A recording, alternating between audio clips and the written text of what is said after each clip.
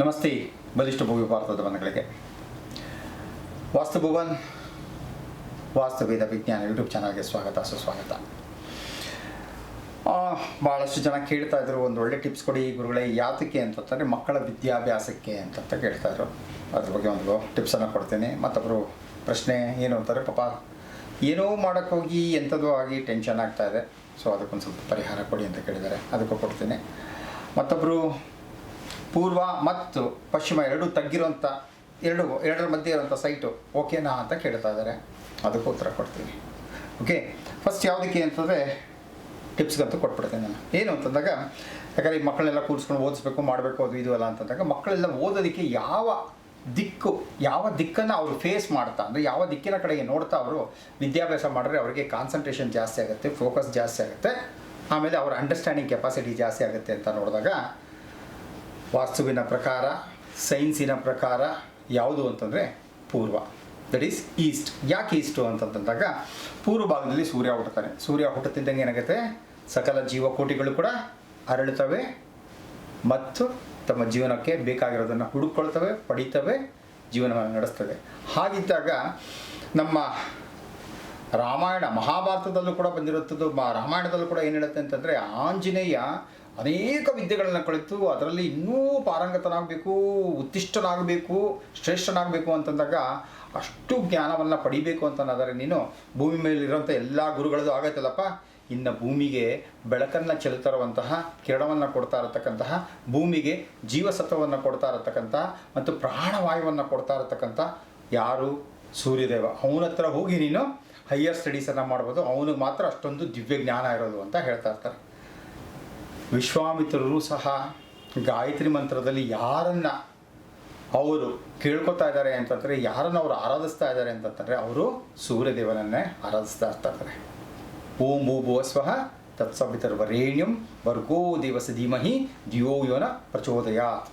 ಓ ಸೂರ್ಯದೇವ, ಇಡೀ ಪ್ರಪಂಚಕ್ಕೆ ಬೆಳಕನ್ನು ಕೊಡ್ತಾರಂಥವನು, ಜ್ಞಾನವನ್ನು ಕೊಡ್ತಾರಂಥವನು, ಪ್ರಪಂಚದಲ್ಲಿ ಬಾಳಿ ಬದುಕೋದಕ್ಕೆ ಬೇಕಾಗಿರುವಂಥ ದಿವ್ಯ ಜ್ಞಾನವನ್ನು ಕೊಡ್ತಾ ಇರತಕ್ಕಂತಹ ಮಹಾ ಸೂರ್ಯದೇವ, ನನಗೂ ಕೂಡ ಈ ಭೂಮಿಯಲ್ಲಿ ಬಾಳಿ ಬದುಕೋದಕ್ಕೆ ಬೇಕಾಗಿರುವಂಥ ದಿವ್ಯ ಜ್ಞಾನವನ್ನು ಕೊಡು ಅಂತಂದ್ಬಿಟ್ಟು ವಿಶ್ವಾಮಿತ್ರರು ಕೇಳ್ಕೊಂಡಿದ್ದಾರೆ ಅಂತಂದರೆ, ಇನ್ನು ನಾವು ನೀವೆಲ್ಲ ಎಲ್ಲಿಗೆ ಅಲ್ವಾ? ಸೊ ನಾವು ಕೂಡ ಪೂರ್ವ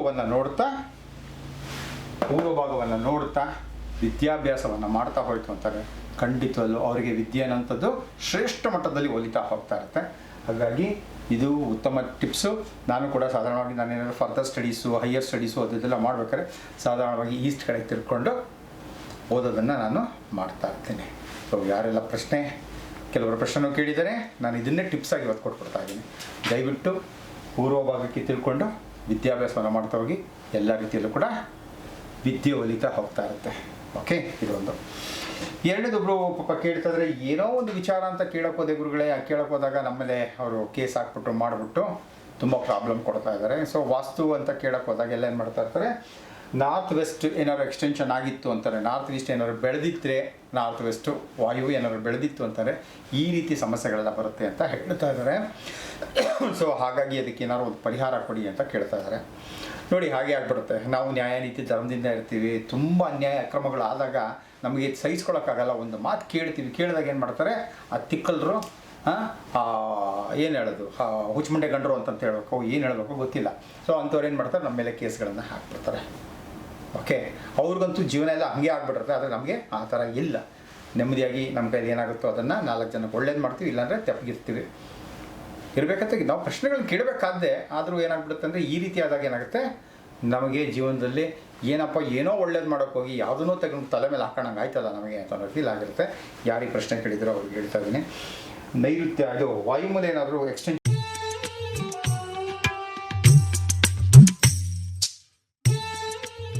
ಆಗಿದ್ರೆ ಈ ರೀತಿ ಎಲ್ಲ ಆಗುತ್ತೆ. ಯಾಕೆ ಅಂತಂದರೆ, ವಾಯು ಅಂತಂತಂದರೆ ಚಲನೆ ಜಾಸ್ತಿ ಬಂದಾಗ ಏನಾಗ್ಬಿಡುತ್ತೆ ಅಂದರೆ, ನನಗೆ ತುಂಬ ಎನರ್ಜಿ ಬಂದು ಒಂದು ಕಡೆ ಕೂತ್ಕೊಳ್ಳೋಕ್ಕಾಗಲ್ಲ, ನಿಂತ್ಕೊಳ್ಳೋಕ್ಕಾಗಲ್ಲ ಅಂತಂದಾಗ ಏನು ಮಾಡ್ತೀನಿ, ನಾನು ಓಡಾಟ ಜಾಸ್ತಿ ಮಾಡ್ತೀನಿ. ಯಾವಾಗ ಓಡಾಟ ಜಾಸ್ತಿ ಮಾಡ್ತಾ ಇರ್ತೀನೋ, ತಿಳಿದೇನೋ ಬೇಕೋ ಬೇಡವೋ ಕೆಲವೊಂದು ಕೆಲಸಗಳನ್ನ ಮಾಡಿಬಿಡ್ತೀನಿ.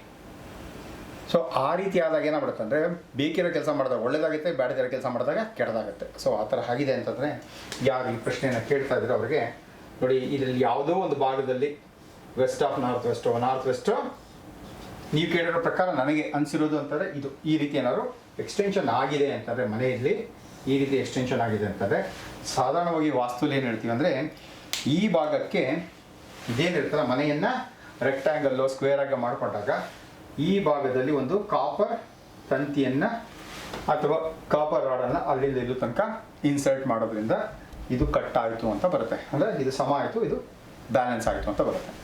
ಇಲ್ಲ ಹಾಗೆ ಮಾಡ್ಕೊಳಕ್ಕಾಗಲ್ಲ, ಫ್ಲೋರಿಂಗು ಬಾಡಿಗೆ ಮನೇಲಿ ಇದೀನೋ ಎಲ್ಲಿದ್ದೀರೋ ಗೊತ್ತಿಲ್ಲ ನನಗದು, ಹೀಗೆಲ್ಲ ಇದೆ. ಬಟ್ ಈ ಥರ ಪ್ರಾಬ್ಲಮ್ ಆಗ್ತಿದೆ ಅಂದರೆ ಏನು ಮಾಡ್ಬೋದು ಅಂತಂದಾಗ ಮತ್ತೊಂದು ಇದರ ಅಂಶವನ್ನು ವಾಯುಮೂಲೆ ಅಂಶವನ್ನು ಕಡಿಮೆ ಮಾಡಬೇಕು ಅಂತಂದಾಗ ಏನು ಮಾಡ್ತೀವಿ ಅಂದರೆ ಈ ವಾಯುಮೂಲೆ ಜಾಗ ಏನಿರುತ್ತಲ್ಲ ಅಷ್ಟಕ್ಕೂ ಕೂಡ ನೀಲಿ ಬಣ್ಣದ ಪೇಂಟನ್ನು ಮಾಡಿಸ್ತೀವಿ. ನೀಲಿ ಬಣ್ಣದ ಪೇಂಟ್ ಅಂತ ಬಂದಾಗ ಇದು ತತ್ವಗಳು ಅಂತ ಬರುತ್ತೆ. ಈ ಜಲತತ್ವ ಏನು ಮಾಡುತ್ತೆ, ವಾಯು ತತ್ವದ ಭಾಗಕ್ಕೆ ಬಂದಾಗ ಏನಾಗುತ್ತೆ ಅಂದರೆ ವಾಯು ತತ್ವದ ಪರಿಣಾಮ ಪ್ರಮಾಣ ಕಡಿಮೆ ಆಗ್ತಾ ಹೋಗುತ್ತೆ. ಕಡಿಮೆ ಆದಾಗ ಏನಾಗುತ್ತೆ ಅಂದರೆ ನನ್ನ ಜೀವನದಲ್ಲಿ ನನ್ನ ಯೋಚನಾ ಲಹರಿಯಲ್ಲಿ ಸಂತುಲಿತತೆ ಅಂದರೆ ಬ್ಯಾಲೆನ್ಸ್ ಸ್ಟೇಟಿಗೆ ನಾನು ಬರ್ತೀನಿ ಅಂತಲೂ ಗೊತ್ತಾಗುತ್ತೆ. ಏನು ಪ್ರಾಬ್ಲಮ್ ಏನೋ ಫೇಸ್ ಮಾಡ್ತಾ ಇದ್ದೀನಿ ಅಂತ ಹೇಳ್ತಾ ಇದ್ದಾರಲ್ಲ, ಸೊ ಅದಕ್ಕೆ ಏನು ಮಾಡ್ಬೋದು ಅಂತಂದರೆ ಇಲ್ಲಿ ನಿಮ್ಮ ಮನೆಯ ದೇವರು, ಮನೆ ದೇವರು, ನಿಮ್ಮ ಮನೆ ದೇವರು ಯಾರು ಇರ್ತಾರೆ ಆ ಮನೆ ದೇವರ ಫೋಟೋವನ್ನು ಇಟ್ಕೊಂಡು ನಿಮಗೇನು ಯಾರೋ ಕೇಸ್ ಹಾಕ್ಬಿಟ್ಟಿದ್ದಾರೆ ಮಾಡಿದ್ದಾರೆ ಅಂತ ಹೇಳಿದ್ರೆ ಸೊ ಆ ಕೇಸ್ದು ಏನಿರುತ್ತಲ್ಲ ಕೇಸ್ ಪೇಪರ್ದು ಏನು ಬಂದಿರ್ತದಲ್ಲ ಡಾಕ್ಯುಮೆಂಟ್ಸು, ಆ ಡಾಕ್ಯುಮೆಂಟ್ಸ್ ಏನು ಮಾಡ್ಬೋದು ಅಂದರೆ ಈ ದೇವರ ಕೆಳಗೆ ಇಡಬಹುದು. ಈ ದೇವರ ಕೆಳಗಡೆ ಇಟ್ಬಿಟ್ಟು ಅದರ ಮೇಲೆ ಒಂದು ಅಶೋಕ ಸ್ತಂಭ, ಯಾಕಂದರೆ ನಮಗೆ ನ್ಯಾಯವನ್ನು ಒದಗಿಸುವಂಥದ್ದು ನಮ್ಮ ಸಂವಿಧಾನ, ಹಾಗೆ ಕೋರ್ಟು. ಸೊ ಇದೆಲ್ಲದಕ್ಕಿಂತ ಹೆಚ್ಚು ಸಂವಿಧಾನ. ಸೊ ನಮ್ಮ ದೇಶವನ್ನು ಆಳಲು ಇರುವಂಥ ಉತ್ತಮವಾದಂಥ ಚಿಹ್ನೆ ಯಾವುದು ಅಂತಾರೆ ಅಶೋಕ ಸ್ತಂಭ.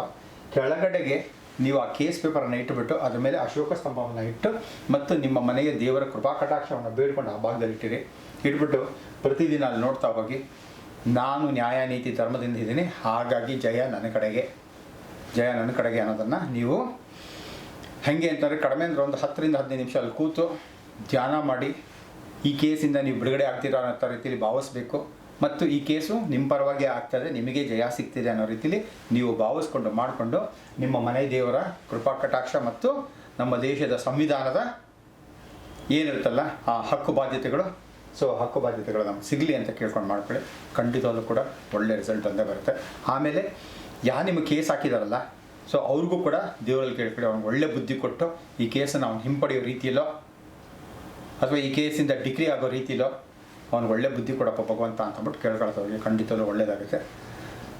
ವಿಶೇಷವಾಗಿ ಹೇಳಿ ನೀಡ್ತಾ ಇರ್ತೀನಿ ಅಂದರೆ ಧ್ಯಾನ ಮಾತ್ರ ಈ ಮುದ್ರೆಯನ್ನು ಹಾಕ್ಕೊಂಡು ಕೂತ್ಕೊಂಡು ಮಾಡಿದಾಗ ಏನಾಗುತ್ತೆ ಅಂದರೆ ನಿಮಗೆ ಒಳ್ಳೆ ಚಿಂತನೆಗಳು ಬರುತ್ತೆ. ಆ ಚಿಂತನೆಗಳ ಮೂಲಕ ನೀವು ಈ ಕೇಸಿಂದ ಆಚೆ ಬರುವಂಥ ಚಾನ್ಸಸ್ ಬಹಳ ಇರುತ್ತೆ. ಭಗವಂತ ನಿಮಗೆ ಅದೇ ರೀತಿಯಲ್ಲಿ ಜೀವನ ಧರಿಸ್ಕೊಳ್ಳಿ ಮತ್ತು ನೆಮ್ಮದಿ ಇಲ್ಲ ಅಂತ ಹೇಳ್ತಾ ಇದ್ದೀರಾ, ಆ ನೆಮ್ಮದಿಯನ್ನು ಕೂಡ ಭಗವಂತ ನಿಮಗೆ ಕೊಡಲಿ ಅಂತ ಕೇಳ್ಕೊಳ್ತಾ ಹೋಗ್ತಾ ಇದ್ದೀನಿ. ಓಕೆ, ಮತ್ತೊಬ್ಬರು ಪ್ರಶ್ನೆ ಏನಂತಂದಾಗ ಸೊ ಇಲ್ಲೇ ಬರ್ತೀನಿ ನೋಡಿ, ಇದು ಅವ್ರ ಸೈಟು ಅಂತ ಅವ್ರೇನು ಮಾಡ್ತಾರೆ ಪೂರ್ವ ಮತ್ತು ಪಶ್ಚಿಮ ಡೌನ್ ಇದೆ ಅಂತ ಹೇಳ್ತಾ ಇದ್ದಾರೆ. ಓಕೆ, ಇದು ಈಸ್ಟು, ಇದು ವೆಸ್ಟು. ಸೊ ನಮ್ಮ ಸೈಡ್ ಹೀಗಿದೆ, ಅಥವಾ ಮುಂದುಗಡೆ ಹೋಗಿರೋಂಥ ರೋಡು ಅಥವಾ ಈ ಕಡೆಯಿಂದ ಬಂದಿರೋಂಥ ರೋಡು ಯಾವುದೋ ಕ್ಲಾರಿಟಿ ಇಲ್ಲ. ಹಾಗಾಗಿ ಪಶ್ಚಿಮ ಮತ್ತು ಪೂರ್ವ ಭಾಗದಲ್ಲಿ ರಸ್ತೆಗಳಿದೆ. ಆ ಎರಡೂ ರಸ್ತೆಗಳು ಕೂಡ ನಮ್ಮ ಸೈಟ್ಗಿನ ಕೆಳಗಿದೆ ಅಂತಂತಂದರೆ ಖುಷಿ ಪಡಬೇಕು ನೀವು. ಏನಕ್ಕೆ ಅಂತಾರೆ ಯಾವುದೇ ರೀತಿಯಲ್ಲೂ ಕೂಡ ನಿಮಗೆ ಸಮಸ್ಯೆ ಆಗೋದಿಲ್ಲ. ಅರ್ಥ ಆಯ್ತಲ್ಲ, ವಾಸ್ತುವಿನ ರೀತಿಯಲ್ಲಿ ಯಾವುದೇ ರೀತಿಯ ಸಮಸ್ಯೆ ಆಗೋದಿಲ್ಲ. This is very good site. ನೀವು ಇದನ್ನು ಧಾರಾಳವಾಗಿ ಕೊಂಡ್ಕೋಬೋದು, ಮಾಡ್ಬೋದು. ಅಥವಾ ಇಲ್ಲಿ ವಾಸ ಇದ್ದೀನಿ ಅಂತಾರೆ ನೀವು ಯೋಚನೆ ಮಾಡೋಂಥದ್ದು ಏನೂ ಇಲ್ಲ, ಎಲ್ಲ ಒಳ್ಳೆಯದೇ ಆಗುತ್ತೆ. ನಿಮಗೆ ಪಶ್ಚಿಮದಿಂದನೂ ಉತ್ತಮವಾದಂಥ ಶಕ್ತಿ ಚೈತನ್ಯ ಸಂಜೆ ಆದರೆ ಬರುತ್ತೆ, ಮತ್ತು ಬೆಳಗ್ಗೆ ಹೊತ್ತು ಪೂರ್ವದಿಂದ ಶಕ್ತಿ ಚೈತನ್ಯ ತುಂಬ ಚೆನ್ನಾಗಿ ಬರ್ತಾ ಇರುತ್ತೆ. ಹಾಗಾಗಿ ನೀವು ಯೋಚನೆ ಮಾಡೋಂಥ ಅವಶ್ಯಕತೆ ಇಲ್ಲ. ಇಟ್ಸ್ ಎ ಗುಡ್ ಸೈಟ್, ತೊಂದರೆ ಏನಿಲ್ಲ. ಮಾಡ್ಕೊಳ್ಳಿ. ಓಕೆ, ಭಗವಂತ ಎಲ್ರಿಗೂ ಕೂಡ ಆಯುಷ್, ಆರೋಗ್ಯ, ಉಲ್ಲಾಸ, ಉತ್ಸಾಹವನ್ನು ಯಥೇಚ್ಛವಾಗಿ ಅಷ್ಟೈಶ್ವರ್ಯಗಳ ಜೊತೆಗೆ ಕೊಡಲಿ ಅಂತ ಕೇಳ್ಕೊಳ್ತಾ ನಮಸ್ತೆ, ಜೈ ಹಿಂದ್.